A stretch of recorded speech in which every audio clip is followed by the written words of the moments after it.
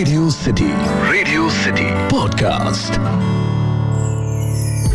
Radio city पर कहानी पौराणिक भारत की।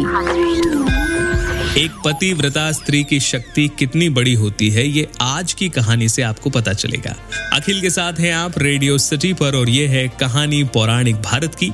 और आज की जो कहानी मैं आपको सुनाने वाला हूँ, ये मार्कंडेय पुराण में आपको पढ़ने को मिलेगी, जहाँ पर बताया गया कि प्रतिष्ठानपुर में एक कौशिक नाम के ब्राह्मण हुए।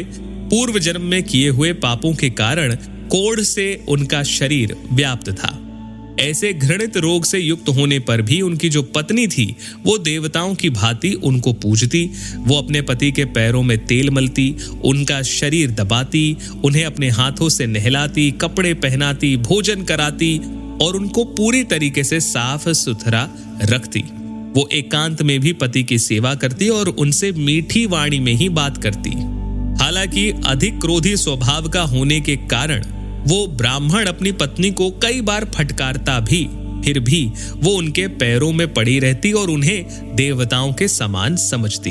यद्यपि उनका शरीर अत्यंत घृणा के योग्य था, फिर भी वो साध्वी उन्हें सबसे श्रेष्ठ मानती। कौशिक से चला फिरा नहीं जाता, फिर भी एक दिन उसने अपनी पत्नी से कहा, हे धर्मज्ञ, उस दिन मैंने घर पर बैठे बैठे ही सड़क पर जाती हुई एक स्त्री को देखा। तुम आज मुझे उसके घर ले चलो, मुझे बस उससे मिला दो। मेरे हृदय में वही बसी हुई है। यदि आज वो मेरा आलिंगन नहीं करेगी तो तुम मुझे कल मरा हुआ देखोगी।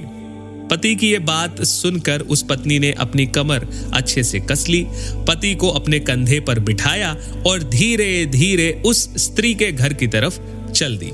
अब रात्रि का समय था, आकाश मेघों से भरा हुआ था और सिर्फ बिजली के चमकने से ही मार्ग में प्रकाश होता था।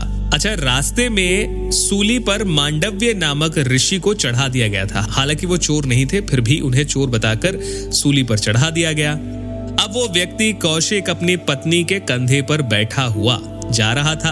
अंधकार में ना देख पाने के कारण उसने अपने पैरों से सूली को हिला दिया, जिससे मांडव्य ऋषि को बड़ा कष्ट हुआ और उन्होंने कुपित होकर कहा, जिसने अपने पैरों से हिलाकर मुझे इस कष्ट की दशा में पहुंचाया है, वो बड़ा ही दुखी होगा और वो पापात्मा नराधम सूर्य उदय होने पर निसंदेह ही मृत्यु को प्राप्त होगा। अब ये श्राप सुनकर उनकी जो पत्नी थी, उन्होंने बड़ा ही व्यथित होकर बोल दिया कि अब कल का सूर्य उदय होगा ही नहीं। और इसके बाद से उनके पतिव्रता धर्म की ये शक्ति थी कि अगले दिन का सूर्य उदित ही नहीं हुआ। कितने ही दिन बीत गए लेकिन सूर्य उदय नहीं हुआ। रात का समय ही बना रहा, जिस वजह से ना तो यज्ञ हुए, जिस वजह से दिन रात की व्यवस्था बिगड़ गई, मास ऋतु की व्यवस्था बिगड़ गई, दक्षिणायन और उत्तरायण का ज्ञान भी नहीं हुआ, जिसके प्रभाव से अब लोग ना स्नान कर रहे, ना दान कर रहे हैं। ये सारी क्रियाएं बंद हो गई, यज्ञ हवन इत्यादि बंद हो गए। किसी भी प्रकार का जो अच्छा कार्य था, जो दिन में किया जाता था, वो नहीं हुआ।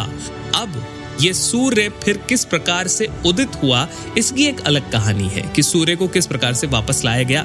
और जब सूर्य वापस उदय हुआ तो क्या उस स्त्री के पति जो थे वो जीवित बचे या नहीं बचे, ये अगर आप जानना चाहें तो मुझे थोड़ा समय दीजिए, मैं आपके लिए कहानी लेकर आऊंगा।